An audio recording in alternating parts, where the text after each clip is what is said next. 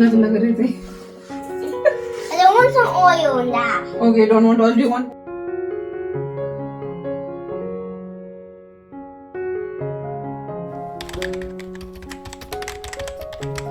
Hi everyone, Namaskar, Salam, Sat Sri Akal. Welcome back to Deep's All-in-One channel. I hope you all are doing really well. सुबह का time है और सुबह का almost जितना काम होता है वो सब हो चुका है और आज मैंने अपने लिविंग रूम की डस्टिंग बहुत ही अच्छे से करी है क्योंकि आज टर्न है लिविंग रूम की फर्निशिंग चेंज करने का। डेली बेसिस पे जितने भी फ्लैट सरफेस होते हैं वो तो मैं क्लीन करती ही हूँ, लेकिन एवरी 2 वीक पे मैं बहुत ही ज़्यादा अच्छे से थॉरो क्लीनिंग करती हूँ, लाइक हर चीज़ हटा के। तो सुबह वैक्यूम करने से पहले मैंने वो सारी चीजें कर दी थी। सोफा कवर वगैरह जो है वो मैंने चेंज नहीं किए थे, वो मैं अब कर रही हूँ। तो एवरी 2 वीक पे ये फर्निशिंग मेरी चेंज होती है क्योंकि सबसे ज्यादा ट्रैफिक हमारा इसी रूम में रहता है। यहीं पर हम बैठे रहते हैं पूरा दिन, ऊपर वाले फ्लोर पे तो बस सिर्फ सोने के लिए ही जाते हैं। तो सबसे ज्यादा यहीं पे गंदा होता है, तो इस रूम की जो क्लीनिंग है वो बहुत जरूरी हो जाती है एवरीडे बेसिस पे भी, और ये इस तरह से सोफा कवर वगैरह चेंज करना भी, क्योंकि कई बार बच्चे यहीं पे टेबल खोल के यहीं पे खा लेते हैं और ईवी इतनी इंडिपेंडेंट हो गई है आजकल कि उसको सारे ही काम खुद से करने होते हैं, तो फिर बच्चे कुछ ना कुछ गिरा ही देते हैं। तो मैंने ये 2-3 सेट अपने लेके रखे हुए हैं और एवरी 2 वीक पे मैं चेंज कर देती हूँ। और अगर किसी हफ्ते मुझे ऐसा लगता है कि हाँ ज्यादा गंदा हो रहा है तो फिर वीकली बेसिस पे भी हो ही जाता है। तो 2 वीक्स में तो होना है ही। तो एक घर को चलाना, एक घर को व्यवस्थित रखना इतना भी टफ नहीं है। बस आप छोटी-छोटी चीजें जो है ना वो दिमाग में रखें और जो ये छोटे-छोटे से रूटीन है ना वो टाइमली आप फॉलो करते रहें तो सारी चीजें जो हैं वो बिल्कुल सही से और साफ-सुथरी रहेंगी। कभी भी अपने घर को इतना ज़्यादा ओवरफ्लो मत कर दो कामों से कि फिर उसको टैकल करना मुश्किल हो जाए। हर टास्क को जो है वो छोटे-छोटे सब टास्क में डिवाइड कर लो और धीरे-धीरे काम करते रहो। अब जैसे सुबह का टाइम था, मुझे इस पूरे रूम की अच्छे से डस्टिंग करनी थी, इसमें टीवी भी मुझे क्लीन करना था, शेल्फ क्लीन करनी थी, प्लांट्स को भी चेक करना था और जो कैबिनेट्स है ये क्रॉकरी वाली इनके भी ग्लास मुझे क्लीन करने थे और फिर मुझे फर्निशिंग भी चेंज करनी थी। तो मैं अगर सारी ही चीजें एक साथ करती ना तो लिटरली मैं एग्जॉस्ट हो जाती। तो मैंने 2-3 पार्ट में इस काम को किया है कि पहले जो है एक बार डस्टिंग कर दी, फिर थोड़ा सा अपना किचन का काम कर लिया, फिर जो है वो वैक्यूम वगैरह हो गया, तो उसके बाद शावर ले लिया, पूजा कर ली और अब मैं फर्निशिंग चेंज कर रही हूँ। तो छोटे छोटे टास्क में तो पूरा दिन भी आराम से गुजर जाता है और आप इतना ज्यादा फील भी नहीं करते हो कि आपने इतना काम कर लिया है। तो बस यहाँ पे कुशन कवर्स जो हैं वो भी मैंने चेंज कर दिए हैं। और एक टिप यहाँ पे देती चलूं, जब भी आप अपने कुशन कवर्स वॉशिंग मशीन में वॉश करें या फिर रजाई का कवर है, कोई भी ऐसी चीज जिसमें जिप लगी है या बटन लगे हुए हैं, उनको हमेशा बंद करके ही आप अपनी वॉशिंग मशीन में डालें। अदरवाइज जो भी छोटी चीज होगी ना और साथ में वो उसके अंदर चली जाएगी। जैसे अगर पिलो कवर और रजाई का कवर आप साथ डाल रहे हैं और रजाई का कवर अगर बंद नहीं है तो पिलो कवर उसके अंदर चले जाएंगे। तो हमेशा बंद करके डालें ताकि इंडिविजुअली सारी चीजें जो हैं वो धुलती रहें। तो लिविंग रूम हो गया मेरा बहुत अच्छे से सेट।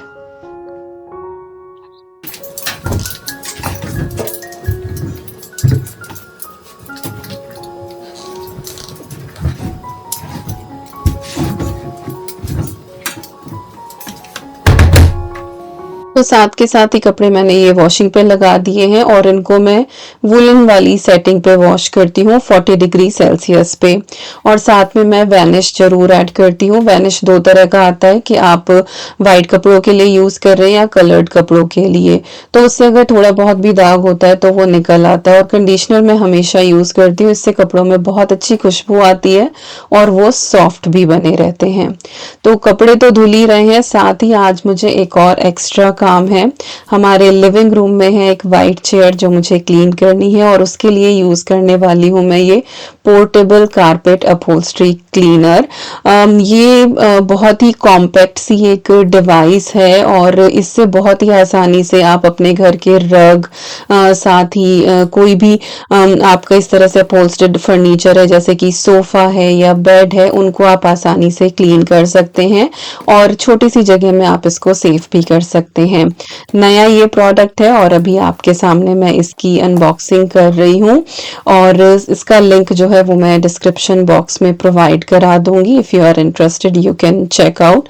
मैं जो कुछ भी लेती हूँ मैं आपके साथ शेयर करती ही हूँ, तो ये वाली चीज़ भी मैं शेयर कर रही हूँ। पहले मेरे पास एक बड़ा था लेकिन वो खराब हो गया था और फ्लोर स्पेस हमारा इतना ज़्यादा नहीं है कि मैं बड़े वाला दोबारा लेती, मुझे छोटे की ही ज़रूरत थी, तो ये छोटा हमने फ़िलहाल ले लिया है और ये बहुत अच्छे से काम कर रहा है। अभी मैं आपको दिखाऊंगी भी यहाँ पे कि इसकी वर्किंग किस तरह की है।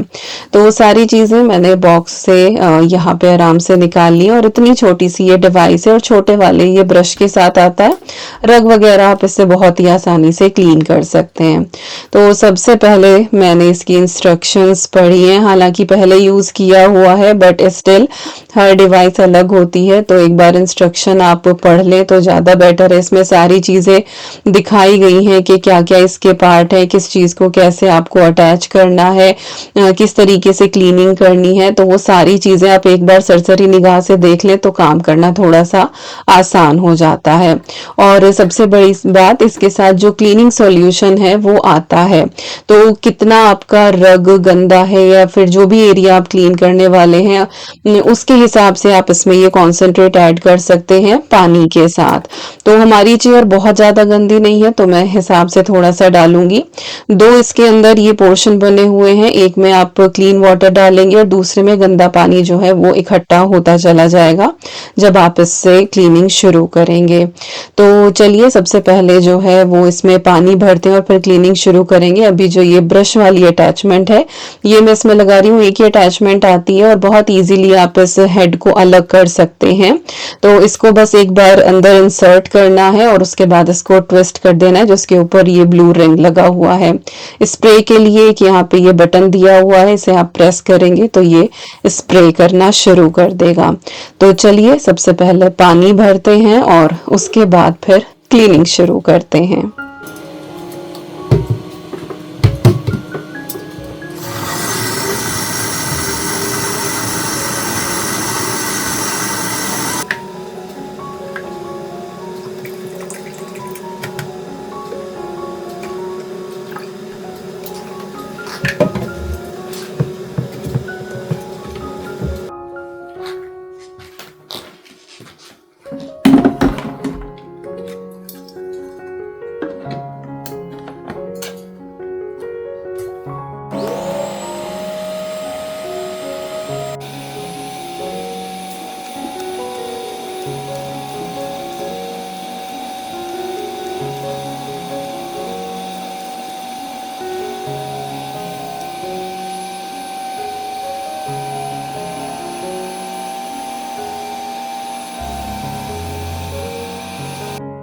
तो चेयर पे सबसे पहले मैंने स्प्रे कर लिया था जो भी एरिया मुझे गंदा लग रहा था, और इसके बाद आप इस ब्रश को जब मूव करना शुरू करेंगे तो धीरे धीरे ये इस पानी को सक करने लगेगा। अगर आपको लग रहा है कि कहीं पे ज़्यादा निशान है, ज़्यादा गंदा हो रहा है, तो थोड़ी देर स्प्रे करके आप वहाँ पे छोड़ दो। हमारी जो ये चेयर है इसके ऊपर ऐसा कोई निशान नहीं था, लेकिन टाइम के साथ जैसे धूल अंदर मिल जाती है उस तरीके से ये गंदी हो रही थी, तो पूरी ही अच्छे से मुझे ये क्लीन करनी थी। और ये बहुत अच्छे से ड्राई कर देता है, जितना भी वाटर होता है ना वैक्यूम सक कर लेता है। 2-3 बार आप ब्रश को आप घुमाएं और फिर ब्रश के ब्रिसल्स इतने अच्छे हैं, सॉफ्ट हैं कि आपका फर्नीचर खराब नहीं होता है, उसके धागे वगैरह नहीं खींचते हैं। क्योंकि हमारी जो ये चेयर है ना, इसका जो कुशनिंग है या फिर ये बोले इसका जो फैब्रिक है वो थोड़ा सा ना ऐसा है कि धागा बाहर को निकला हुआ है, बट स्टिल इसमें से कुछ भी नहीं निकला। और ब्रश आप देख सकते हैं कि ऊपर से जैसे वो सक कर रहा है ना, तो वो कितनी गंदगी खुशबू आ रही है और अभी मैं इसका पानी भी आपको दिखाऊंगी। तो बहुत ही अच्छा हैंडी सा ये प्रोडक्ट है और घर के कामों में जो भी चीज़ यूज़फुल होती है वो मैं हमेशा कोशिश करती हूँ कि मैं आपके साथ शेयर करूँ ताकि आपके भी घर के काम जो है वो आसान हो जाए। और यहाँ पे पतिदेव भी आ चुके हैं क्योंकि मैं कुछ इस तरह का काम करूँ और वो आके ट्राई ना करें, ऐसा तो हो ही नहीं सकता। या फिर ये कह लें कि मेरी की हुई सफाई पे उन्हें इतना यकीन नहीं होता है तो आके दोबारा खुद से जरूर करके देखते हैं। तो ये देखो हेड इसका कितना ज्यादा गंदा हो गया है और इसको क्लीन करना भी बहुत ही आसान है। ऊपर का जो फ्लैप है ना वो अलग हो जाता है इसका और आप अच्छे से इसको क्लीन कर दें और अगर कोई बाल वगैरह है आगे लगा हुआ वो भी आप निकाल दें, ड्राई करके फिर आप इसको सेव कर सकते हैं। तो ब्रश यहाँ पे हमारा बहुत अच्छे से क्लीन हो गया, बस इसको ड्राई करेंगे। और अभी यहाँ पे देखिए चेयर देखने में ठीक ही लग रही थी लेकिन जब साफ करी ना तब पता लगा कि कितनी डस्ट उसके अंदर थी, कितना गंदा ये पानी इसके अंदर से निकला है। तो आप मुझे यूज करते हुए इसे आगे देखते ही रहेंगे और इस तरीके से जो ये पाइप है इसका होज जो है वो आप चारों तरफ को स्विरल करके और इधर एक ये स्टैंड है इसमें आप टक करके और इजीली इसको सेव कर सकते हैं। साइड में एक और भी लूप दिया हुआ है जिसमें आप पावर कोड को हैंग कर सकते हैं। तो बहुत ही अच्छा सा हैंडी सा प्रोडक्ट है और मैं इसका लिंक दे दूंगी डिस्क्रिप्शन बॉक्स में। If you are interested you can check. अब आपके साथ शेयर कर रही हूँ एक बहुत ही बढ़िया सी चटोरों वाली रेसिपी और वो है गोलगप्पे की रेसिपी। ये एक्चुअली हमने संडे को ही बनाए थे। आपने चाट की रेसिपी तो देख ही ली है, टिक्की की चाट विकास ने बनाई थी और मैंने गोलगप्पे बनाए थे उस दिन। तो हम सूजी वाले गोलगप्पे बनाएंगे। इसके लिए मैंने 1 कप यहाँ पे सूजी ली है और ये थोड़ी कोर्स वाली है, बहुत महीन नहीं है। इसके अंदर 1/4 कप हम ऐड करेंगे, मैंने आटा ऐड करा एक्चुअली जो गेहूं का होता है जिससे हम रोटी बनाते हैं। कायदे में मैदा जाता है लेकिन मेरे घर में था नहीं अवेलेबल, इसलिए मैंने इसके अंदर आटा ही ऐड करा है। दोनों चीज़ों को हम यहाँ पे बहुत अच्छे से मिक्स करेंगे और इसके बाद ना हमें इसके अंदर ऑयल ऐड करना है जिसको मोयन करना बोलते हैं। और ये कितनी अच्छी रेसिपी है ना, हमारे ना देवबंद में एक अंकल थे, चाट वाले अंकल, जो जानने वाले थे तो जब भी जरूरत होती थी ना तो घर पे आके वो ढेर सारे बना के चले जाते थे। तो ये रेसिपी उनकी है तो इसमें फेल होने की गुंजाइश ही नहीं है। आप बना के देखिएगा बहुत बढ़िया बनेंगे। तो ऑयल को जो है ना गरम करके ऐड करना है और यहाँ पे 2-2.5 टेबल के करीब मैंने ये ऑयल लिया होगा। और कोई भी ऑर्डरलेस लाइक सरसों का तेल मत लेना, रिफाइंड ले लेना या फिर घी चाहते हो तो घी ले लेना। पर सर्दियों में ना घी थोड़ा जमा जमा सा हो जाता है तो ऑयल का ज़्यादा बेटर रहता है। तो ऑयल को अच्छे से गर्म करके वो आप इसके अंदर ऐड करें और उसके बाद स्पून की हेल्प से इसे अच्छे से मिक्स कर लें। हाथों से करना चाहे तो हाथों से भी कर लें लेकिन बस ध्यान ही देना क्योंकि गर्म था। इसके बाद अब हम यहाँ पे ये डो नीड करेंगे, सॉफ्ट सा हमें डो यहाँ पे लगाना है। तो पनीर बनाया था सुबह ही मैंने, पनीर का पानी बचा हुआ था तो उसी पानी से मैं इस डो को नीड कर रही हूँ। बट मेरे पास ये था इसलिए मैं यूज कर रही हूँ, बाकी आप नॉर्मल पानी भी यूज कर सकते हैं लेकिन पानी भी आपको वार्म करके लेना है, बहुत गर्म नहीं, वार्म सा लेना है। जैसे कि मक्की की रोटी जब बनाते हैं तो उसका तो खैर बहुत ज्यादा गर्म होता है बट ये लूक वार्म से थोड़ा सा ज्यादा वार्म आपको लेना है। तो पहले मैंने 1/4 कप पानी ही इसके अंदर ऐड करा है। इसके बाद 1/4 कप पानी मैंने और निकाला था और फिर वो भी मैंने धीरे धीरे करके इसके अंदर ऐड करा है। तो ताजा ही पनीर बना था, ये पानी गर्म ही था, वही मैं धीरे धीरे ऐड करती जा रही हूँ। और इसको बहुत अच्छे से मसल मसल के और सॉफ्ट सा ढीला सा आटा आपको बनाना है क्योंकि जो सूजी है ना वो फूलती है और वो पानी को बहुत एब्जॉर्ब करती है। तो थोड़ी देर जब आप इसको रेस्ट कराएंगे ना तो फिर ये आटा बिल्कुल सही से हो जाएगा। तो यहाँ पे आपको सॉफ्ट डो बना के रेडी करना है।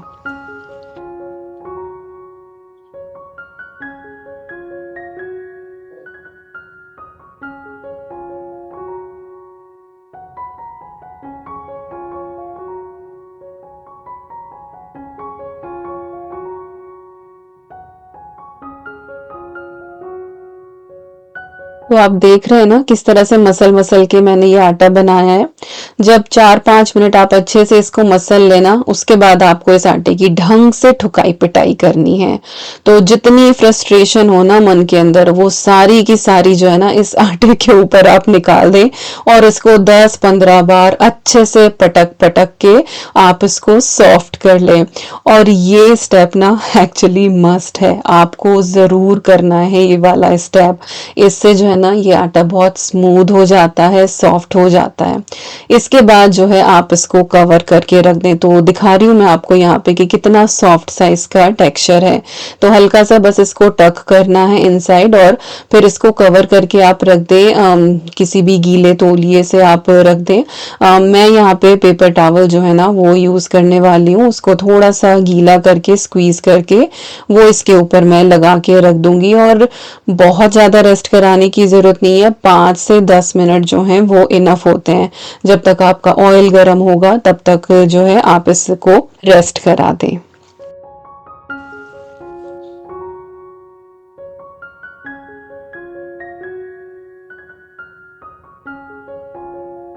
तो चलिए डो तो यहाँ पे तैयार हो गया है। और थोड़ी सी यहाँ पे ना मैं आपको दिखा रही थी कि क्या क्या प्रिपरेशन कर रही थी। तो आलू उबाल के रखे थे जिनकी ऑलरेडी टिक्की जिनकी रेसिपी जो है वो आप देख चुके हैं। इन केस नहीं देखा है तो फिर आप इससे पहले वाला व्लॉग चेक कर लेना, मैं लिंक दे दूंगी डिस्क्रिप्शन बॉक्स में। अब जो है हमें एक मसाला बना के रेडी करना है। इसके लिए मैंने यहाँ पे 3 चम्मच भर के जीरा लिया है। तो थोड़ा सा जीरा हम यहाँ पे ये भून लेंगे, इसके बाद हम इसमें बाकी की चीजें ऐड करेंगे। तो फ्लेम मैंने बिल्कुल ही कम पे कर दी है। 4-5 मैंने इसके अंदर लौंग ऐड करी है और साथ में जाएगी ब्लैक पेपर, इसके अंदर 8-10 दाने होंगे काली मिर्च के, और साथ में ये लाल सूखी मिर्च है और ये कश्मीरी है, ये बहुत ज़्यादा तीखी नहीं है। अगर आपके पास ये नहीं और आप तीखी वाली यूज़ कर रहे हैं तो बस एक ही इनफ होगी, या फिर आपका स्पाइस टॉलरेंस जितना है आप उस हिसाब से जो है वो ऐड कर सकते हैं। तो हल्का सा इनको भी रोस्ट कर लेना है और उसके बाद इसको अच्छे से ठंडा करके हम इसको दरदरा पीस के तैयार करेंगे। और जो ये मसाला रेडी होगा ना, oh my God, it is very tasty. आप ऐसे भी किसी सैलेड के ऊपर स्प्रिंकल करें ना तो भी अच्छा लगेगा। और अगर इसका जो है आपको वो चाट मसाला टाइप बनाना है तो थोड़ा सा काला नमक और थोड़ा सा पुदीना पाउडर इसके अंदर ऐड कर दें। बट क्योंकि मैं पानी पूरी के लिए ही बना रही हूँ तो इसीलिए मैं इसको ऐसे ही छोड़ रही हूँ। तो यहाँ पे मैंने एक छोटी सी लोई तोड़ के और उसका मैंने गोलगप्पा बेल के देखा तो वो मुझे परफेक्ट साइज लगा। तो अब उसी अंदाजे से जो है मैं यहाँ पे ये छोटी छोटी लोइयाँ तोड़ के यहाँ पे रेडी कर रही हूँ।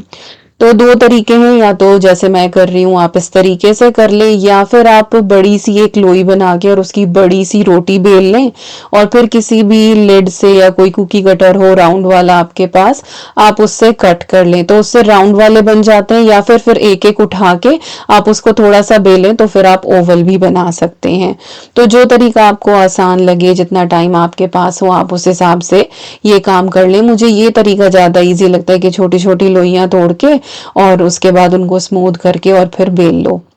और हमारी तरफ ना जो गोलगप्पे होते हैं वो राउंड नहीं होते हैं, वो ओवल होते हैं, सूजी वाले। जो आटे के मिलते हैं वो वाले राउंड होते हैं और हमें सूजी के सबसे ज़्यादा पसंद आते हैं। ये मुंह में जाके एटलीस्ट लगता है कि चलो कुछ खाया है। आटे वाले जो होते हैं वो बहुत ही क्रिस्पी होते हैं, मुझे तो लगता है वो चुभ ही रहे हैं मुंह में। तो हमारे यहाँ तो ये सूजी के सबसे ज़्यादा खाए जाते हैं। तो यहाँ पे कपड़ा मैंने बिछा लिया है एक एक लोई लेके और यहाँ पे इस तरह से मैं सीधा सीधा इसको बेल रही हूँ तो वो अपने आप ही ओवल शेप ले रहा है। कुछ ऐसा नहीं है कि लोई को आपको ओवल बनाना है।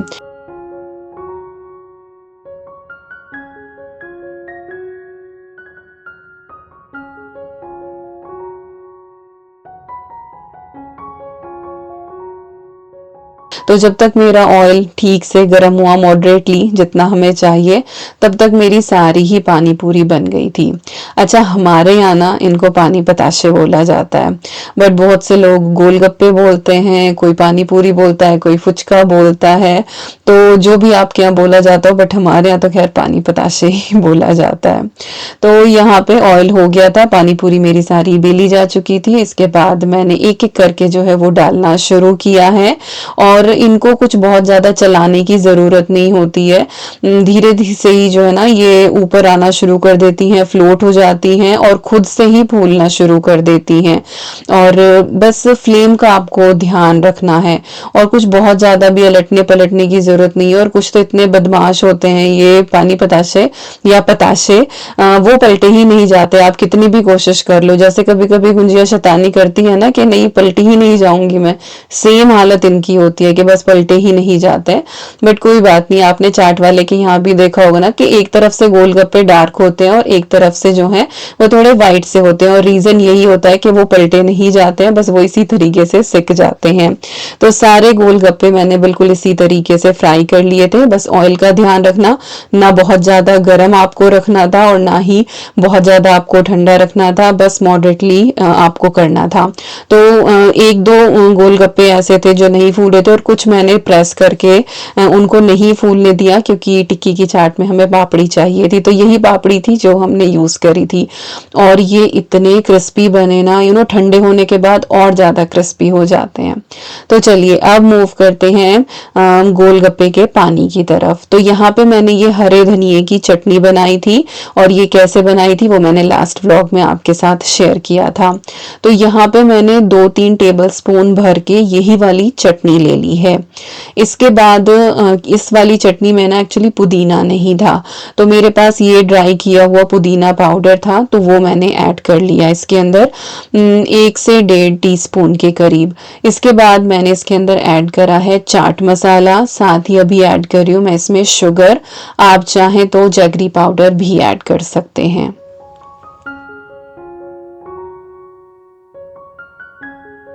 और शुगर आपको अपने टेस्ट के हिसाब से लेनी है। मैं पानी जो है वो खट्टा मीठा यहाँ पे बना के तैयार कर रही हूँ, तो उसी हिसाब से मैंने शुगर ऐड करी है। थोड़ा सा हींग ऐड करा है, उसके बाद नमक ऐड करा है, फिर काला नमक डाला है। और ये है वो मसाला जो हमने अभी रोस्ट करके रखा था, जिसको मैंने दरदरा पीस लिया था। तो इसकी हम 1 से 2 चम्मच भर के यहाँ पे ऐड कर देंगे। इसके बाद खटाई के लिए मैं इसमें ये टैमरिंड सॉस ऐड कर रही हूँ। आपके पास फ्रेश इमली का पल्प हो तो आप वो ऐड कर लें। इस चटनी के अंदर भी थोड़ी सी मिठास होती है, तो चीनी मैंने उसी हिसाब से डाली है। तो अगर आप खट्टा मीठा पानी बना रहे हैं और आपके पास फ्रेश इमली का पल्प है, चटनी आप यूज नहीं कर रहे हैं, तो शुगर की क्वांटिटी उस हिसाब से आप इसके अंदर ज्यादा कर सकते हैं। और अगर बहुत ही तीखा आपको चाहिए तो आप शुगर को कंप्लीटली स्किप करके तीखे वाला पानी भी बना सकते हैं, बट ये वाला बहुत बढ़िया बनता है। इसके बाद सारी चीजों को हम अच्छे से यहाँ पे मिक्स कर लेंगे। और बस अब क्या करना है कि एक कढ़ाई पे पानी फेरना है। अब इसमें जो है हमने ढेर सारा पानी डाल दिया है, तो यहाँ पे हमारे पानी पताशे का खट्टा मीठा पानी बन के हो गया बिल्कुल तैयार। और अगर आपको बहुत ज्यादा खटास पसंद है ना, तो आप इसके अंदर थोड़ा सा सिट्रिक एसिड ऐड कर सकते हैं। कुकिंग के लिए ही आता है वो, जिसको ढोकला बनाने के लिए भी हम इस्तेमाल करते हैं, तो आप चाहें तो वो ऐड कर सकते हैं, उससे और ज्यादा खटास आ जाती है। चाट वाले जो है मोस्टली वही यूज करते हैं। तो बिल्कुल सही यहाँ पे हमारा पानी बन गया था, मुझे थोड़ा सा थिक लग रहा था तो थोड़ा सा पानी इसके अंदर और ऐड करा है। अब बात आती है इसमें एक्स्ट्रा चीजें ऐड करने की। कुछ लोग इसमें बारीक कटी हुई प्याज भी ऐड करते हैं, तो आप चाहें तो वो भी ऐड कर सकते हैं। बारीक कटा धनिया भी ऐड करते हैं, तो जो भी आपका मन करे। बट हमारे यहाँ इसमें बूंदी ही ऐड करी जाती है, तो बूंदी मैंने इसके अंदर डाल दी है। और पानी हमारा बिल्कुल रेडी है। ठंडी का टाइम है तो इसीलिए इसको मैं फ्रिज में नहीं रख रही हूँ, इसको बस मैं बाहर ही रख रही हूँ। अब जो है स्टफिंग की बारी। गोलगप्पे के अंदर जो वो चना आलू भरा जाता है, तो छोले मैंने बॉईल कर लिए थे और इनको जो है कोर्सली यहाँ पे हम मैश कर लेंगे, बहुत ज्यादा नहीं। कायदे में काला चना होना चाहिए था मेरे पास, बट नहीं था, तो मैंने यही वाला यूज करा है।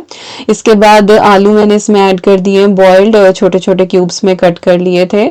सॉल्ट ऐड करा है टेस्ट के हिसाब से, जो भी मसाला भुना था वो इसके अंदर ऐड करा है। थोड़ा सा जो है वो इमली की चटनी इसके अंदर डाली है, और बिल्कुल थोड़ी सी इसके अंदर जो है वो दही ऐड करी है। अब बस इसको हम अच्छे से यहाँ पे मिक्स कर लेंगे, और स्टफिंग भी हमारी यहाँ पे तैयार हो गई है। तो सारी चीजें हो गई हैं तैयार, और बस अब बारी है इनको खाने की।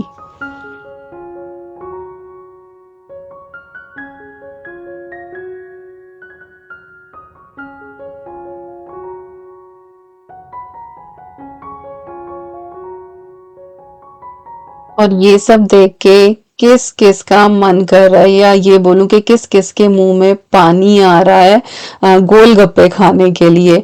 और मेरे पास ना कुछ रेडीमेड भी रखे हुए थे ये गोलगप्पे जो फ्राई करने के आते हैं, पैकेट आता है, तो वो भी मैंने थोड़े से फ्राई कर लिए थे, क्योंकि विकास और अद्वी इन दोनों को गोलगप्पे बहुत पसंद है और इनका फिर गोलगप्पा चैलेंज चलता है।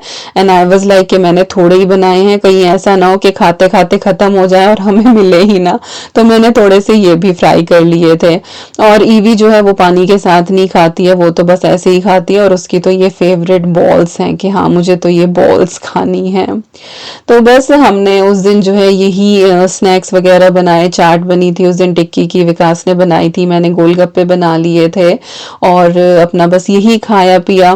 कई बार होता है ना कि रूटीन से हटके कुछ खाने का मन होता है, या फिर कई बार लाइफ में सिचुएशन ऐसी चल रही होती है कि आपका कुछ खाने का मन ही नहीं करता है, लेकिन अपने आप को पुश करना पड़ता है because you have a family to run. तो इसीलिए इन चीज़ों में जो है वो थोड़ा सा और ध्यान देके कुछ अलग सा हटके बनाया, तो हमने भी अच्छे से खाया, बच्चों ने भी अच्छे से खाया, और बस यही लाइफ है, और चलती जा रही है, स्ट्रांग बन के हम आगे बढ़ते जा रहे हैं। बाकी भविष्य में क्या होगा किसी को नहीं पता, बस इसी उस पे है कि अपनी तरफ से सब कुछ ठीक करते रहें। तो बस इसी के साथ आ गए हम इस वीडियो के एंड पे। आई होप आपको आज का ये व्लॉग पसंद आया होगा। मिलती हूँ आपसे नेक्स्ट व्लॉग में। Till then you guys take care and I am sending lots and lots and lots of love to you all. Thank you so much for watching. Take care and bye bye.